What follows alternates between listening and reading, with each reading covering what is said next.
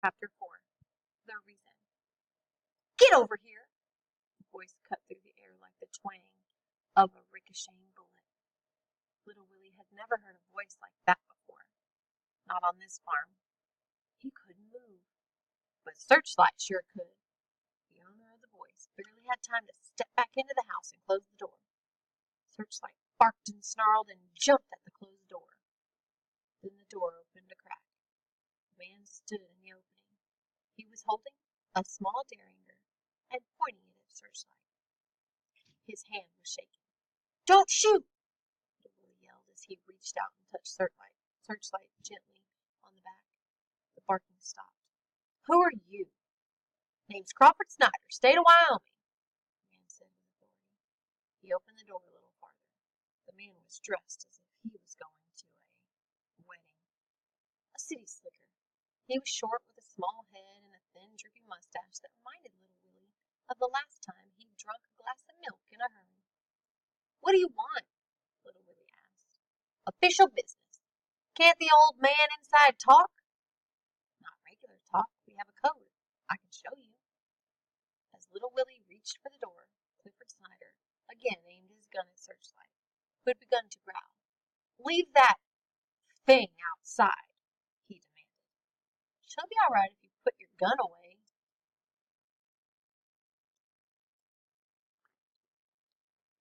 "No!" "You afraid of her?" "I'm not afraid." Dogs can always tell when someone's afraid of them. "Just get in the house this minute!" Clifford Snyder yelled, and his face turned red. Little Willie left Searchlight outside, but Clifford Snyder wouldn't put his gun away until they were all the way into Grandfather's bedroom.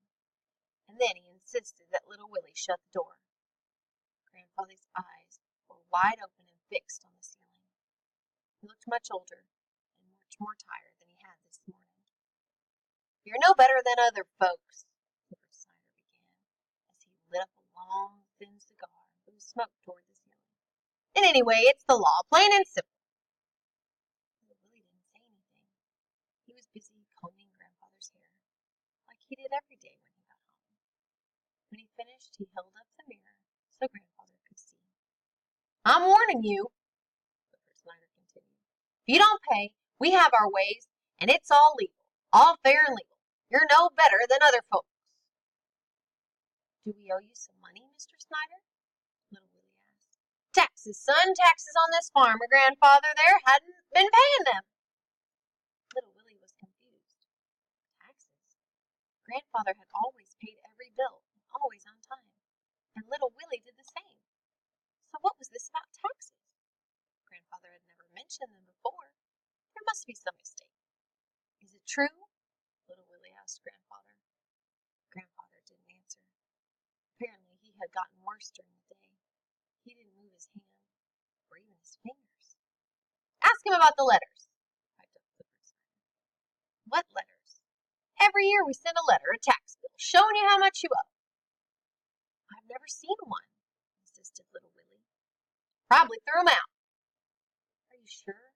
began Little Willie, and then he remembered the strong box.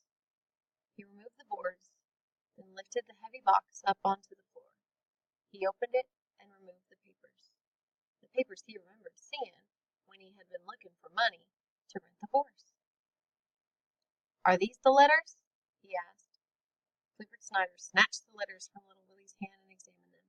"Yep, sure are," he said. "These go back over 10 years. He held up one of the letters. "This here's the last one we sent." Little Willie looked at the paper. There were so many figures and columns and numbers that he couldn't make any sense out of what he was looking at. "How much do we owe you, Mr. Snyder?" "Says right here, clear as a bell." Shortman jabbed his short finger at the bottom of the page. Little Willie's eyes popped open. $500? We owe you $500? Clifford Snyder nodded, rocking forward onto his toes, making himself taller. "And if you don't pay," he said, "I figure this here farm is just about worth, You can't take our farm away," Little Willie screamed, and Searchlight began barking outside. "Oh, yes, we can," Clifford Snyder said.